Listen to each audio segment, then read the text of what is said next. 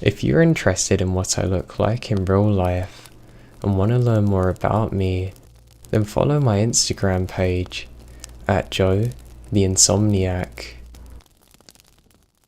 Okay, so some obituary backstory.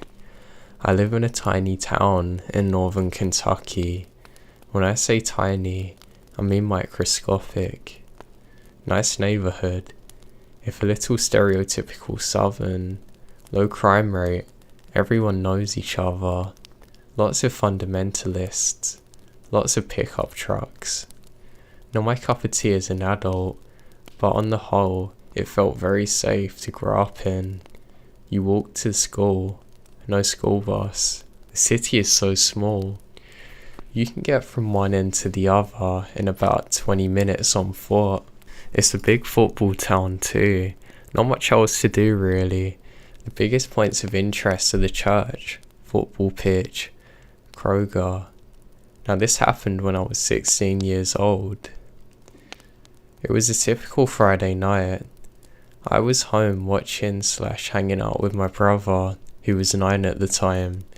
Now we recently had new neighbours moving in next door to us, and their kid, Austin, was his age. They became best friends pretty much instantly.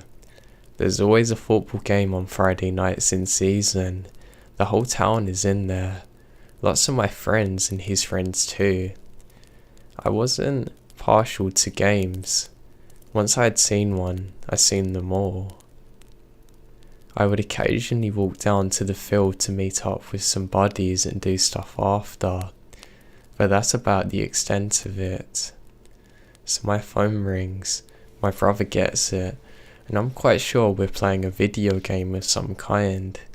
Around this time, I'm fairly sure it is Smash Brothers Melee on the old GameCube.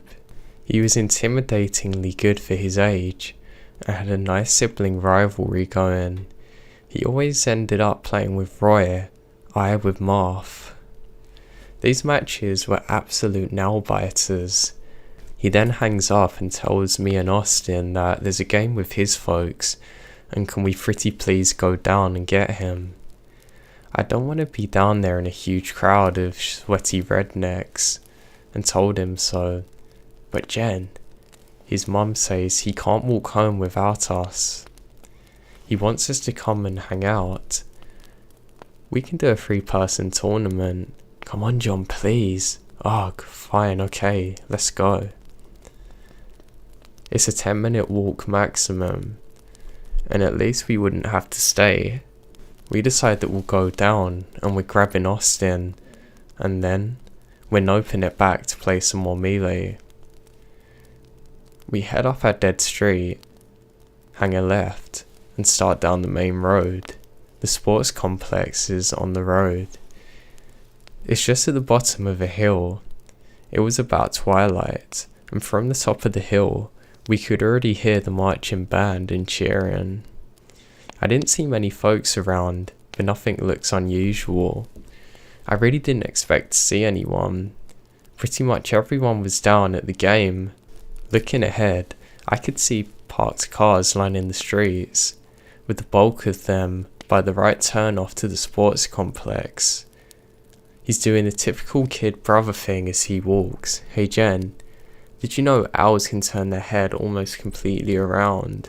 Hey Jen, me and Austin had a shoe throwing contest, and we went so far with it that we couldn't even see our shoes anymore. Hey, look at the flower, it's awesome. Now at about the halfway mark, I see a golden SUV pull across the street, just opposite to where we're walking. It sits for about 10, maybe 15 seconds, then a man gets out, just as we're passing by, so that he's behind us. It's an older guy, mid-40s in retrospect. He screamed creeper with a weasel face, tall and wiry.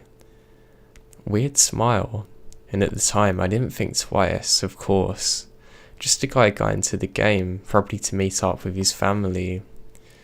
Brother on my left, me on the right, we keep walking normally. After about 30 seconds or so, I can hear shuffling. I turn around out of reflex, just to glance at what's going on. The guy's gaining on us now. Okay, no big deal. He's probably trying not to miss anything. He'll probably walk right past us. I would have loved to keep the brisker pace myself, but I had my brother in tow, and his 9-year-old legs can't handle speed walking. We kept going as usual, but now I have made a mental note. A little more time goes by, maybe a minute. I start thinking, wondering why he hasn't breezed by us yet. The guy sure looked to be in a hurry. So I turn around again, and the man's right behind us. And I mean close enough to see the creepiest smile / sneer I've ever seen on the face of a person. Only he wasn't behind us per se, he was directly behind my brother. And when I happened to glance back, he had his arms out in front of him. He was reaching for my brother, and had almost had a hold of his upper right arm. I caught this guy nearly mid-snatch. I reach out my left hand, put it around my brother's back. Probably 5 seconds went by, but it felt like way longer. After I had an arm barrier, I do a quick scan of the street. There's no one else around, no witnesses and no help. I was only 16, this guy's a lot bigger than me, and what am I meant to do?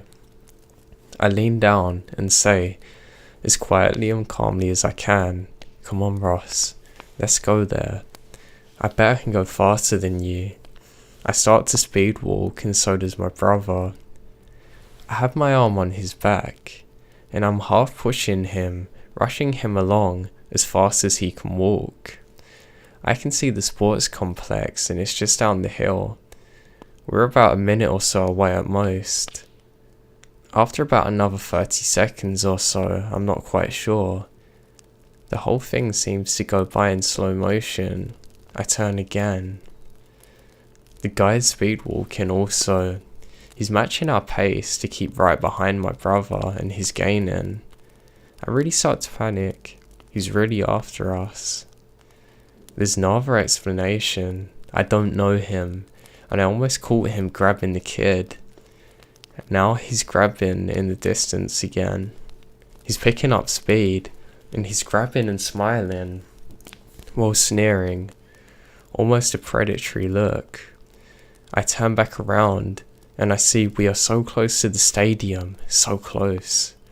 If we can just get down there a little quicker, the property opens up and everyone will be there. I have to get down to those people right now. I tried to sound calm, but I'm sure I didn't at this point. "Let's run, Ross, come on." I'll race you, and we start running. By now, I'm looking more at what's ahead of me than what's going on around me. Now he thinks it's a game. He smiles and starts running a little. I remembered feeling a tiny speck of relief. Oh good, he doesn't know he's about to get murdered or something. And he's pretty quick. He's into it too. I see the entrance to the stadium. I think we're going to be home by now. I turn around, and this guy is running. It was one of the scariest moments of my life. I knew at that point, beyond a shadow of a doubt, that this guy is only running to catch us.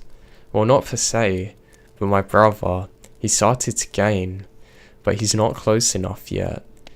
I whipped back around and sped up to my personal max. And of course, the kid pumps his own legs to the max, because he wants to win the race so he can brag about it. Now once again, I'm looking directly behind me to the street, and I am sure he's still following me. I hear thuds on the pavement, and I know he's getting close. My heart was sending electrical currents of fear to the rest of my body. And just as I heard him coming right up behind us, we hit the stadium ground.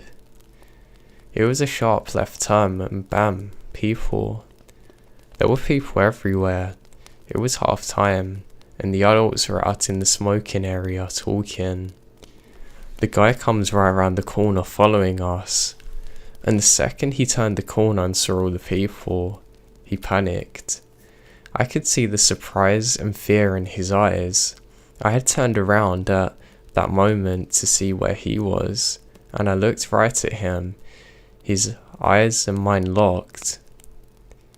He looked around at everyone, looks at me, looks at my brother and walks away, back where he's come from. Ross was out of breath, but still nudged to go and collect Austin. I said, "Give me a second, man." I peeked around the stone archway and watched this guy walk, not run, back up the street. I stood there and watched him walk all the way back up the hill, across the street, back into his SUV and drive away. That's when it really hit me. This very real situation that we were just in, the real danger of it. That guy was there to get us. Well, not me as much, but my brother. What's more is that he probably would have, had we not made it into the stadium. The crowd spooked him, and most likely that's what saved my brother's life. We find Austin, but I made the whole gang wait the next game until we actually called to ride home with his folks. No burden to them. We live right next door. I was shaken up for the rest of the night, and for a couple of days after. Now this kind of town is the last place that you'd expect to be snatched in. I also never told anyone, not even my parents. I never told my brother, who's almost 20 now, and could probably handle it, but I just never saw a reason to give him a complex about something that happened so long ago. I also never told the police. I have no idea what happened to the golden SUV guy. I don't know if he lived around here or whatever. I don't know if he's been caught or gone jail. What I do know for certain is that he was there to kidnap my brother that day. I don't know what plans he had for him or how long he plotted. I'm just glad we both made it out of there okay.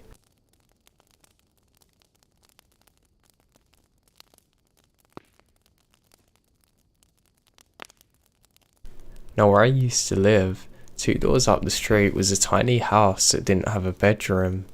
The boy lived in the attic. His drunken bum of a dad came home one night and started hitting his mum to give him money for drinks. The kid hit him 7 times with a deer rifle, got over 100 miles away, and didn't know how to drive a car properly because of his age. He ended up getting a year in the boy's state home. I'm not sure, but I think I heard that he wasn't charged for killing his dad, only for stealing the car.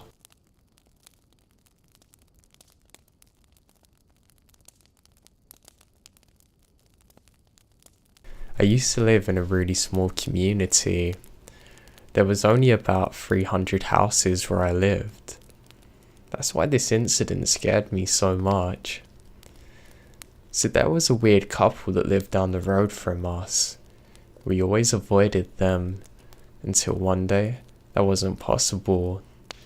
I was outside talking to my dad in our backyard when we heard gunshots. They're unmistakable.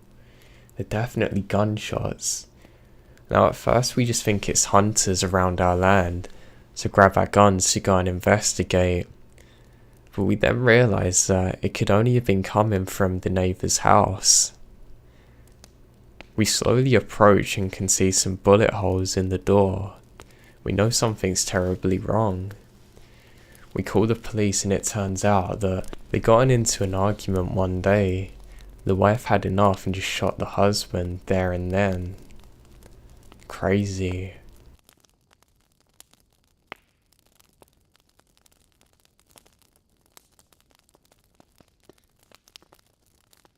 The town that I grew up in was very small. Everyone knew each other, and you knew where everything was. Not like there was much here though to begin with. Just a petrol station, football pitch, and lots of farm fields. Now you wouldn't expect anything bad to happen here, would you? Well, nor did I. That's why when this one thing in particular happened, it shook me to my core. I was working a night shift, and I was coming home exhausted at about 3 in the morning. As I was driving, I kept getting this weird radio static on my radio as I was driving. It got on my nerves because I really like listening and singing to music on my drive back. It really helped keep me awake. The static cuts out and it sounds as though a radio interrupts and says, "You better watch out." Just as that happens, I see some lights up ahead. I can see a car is stopped sideways on the road.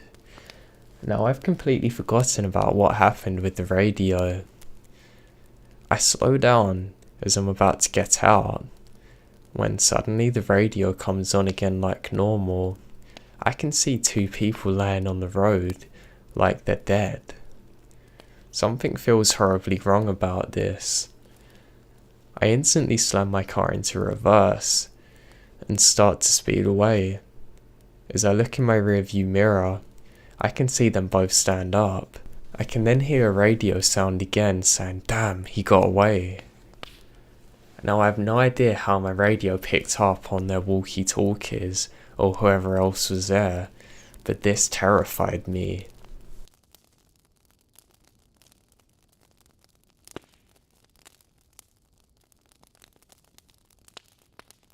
This story came out of nowhere. I truly wasn't expecting any of this. I've had creepy people and weird things happen, but generally speaking, I'm aware of my surroundings and don't have many issues. I'd just broken up with my boyfriend and moved back home for summer school until school was starting back up in fall. I got full-time work at a gas station a mile away from my mum and dad, and I would normally just mess around with my hometown friends. That was my summer plan. Things were going to be quiet for the first month. I never really realised how many creeps come into gas stations, and we're in a fairly nice suburban area, but it's quite a small town that we live in. We of course had our regulars. One of them is a late 30s guy who started to intentionally wait in my longer line to be checked out, and various things like that. Looking back, I was a bit obvious. A 21-year-old girl that, due to previous abusive relationships, didn't view myself as attractive. I just thought of these guys as friendly and nice. So he first starts coming only to my register, and then, suddenly, I see him a few more times a shift. I notice that he's always very polite, well-mannered, never really giving creepy vibes. Now he had a couple of teen daughters that would be with him here and there, which made him seem harmless to me. Generally, I worked early morning shifts but flipped to later shifts as I have always been a night owl, and getting maybe a couple of hours of sleep before I gone in. When that happened, the creep was upset he couldn't see me as much because he worked second shift. At this point, I was actively avoiding him now, stalking the caller if I saw him pull up. He started to come when I would get off work, and I would delay myself until he left. Then I started getting notes and flowers on my car, until one night, I'm walking out of my vehicle, and he popped up from behind it. I backed up, telling him I'm not interested at all. He assures me that he would woo me and change my mind. I switched schedules, working nights, days, mornings, all over the place so it's not predictable. I'm working one afternoon when he comes up with this bat crazy woman with 2 young girls. So she starts asking her daughters if this was a girl, which they reply yes, and the woman screams at me and threatens me to stay away from her husband, and I'm like, I don't know what you're talking about. Apparently, the psycho man is married and had been telling his wife he has a young hot gas station girlfriend that he's moving in with, whatever. The lady's nuts. Her daughters look embarrassed and she was not leaving the gas station. The store owner watching on video from the back calls the cops and the lady's told to leave. At the time, I was dating out with someone and this one guy come up to make sure when I left my nights, this guy wasn't popping in again. Normally at nights we had 2 people, but the other girl called in. I have no idea how, but this guy slipped him 10 minutes before we close and just said he's going to keep me company while I was doing my nightly activities closing. He was making comments about how no girl should be here alone this late at night. Why, I wouldn't just give him a chance. How he'll move in with me, buy me cars and stuff. I told him no. Your wife's not keen on this either. Then he flies into a rage screaming, "What did you tell her?" All craziness. At this point, I'm trapped inside a gas station after close, but I wouldn't dare go to the parking lot where my car is. It's dark and obviously he's gonna follow. Now thank goodness that my boyfriend happened to be coming home from work and notices my car still at the gas station and comes check on me. As soon as he came to the door, he could see my panic and the creeper storms off into the night. Now after closing we called the police. It's a small town and he's found easily, driving a white Kia. The officers followed up that he had a knife, rope and duct tape on him.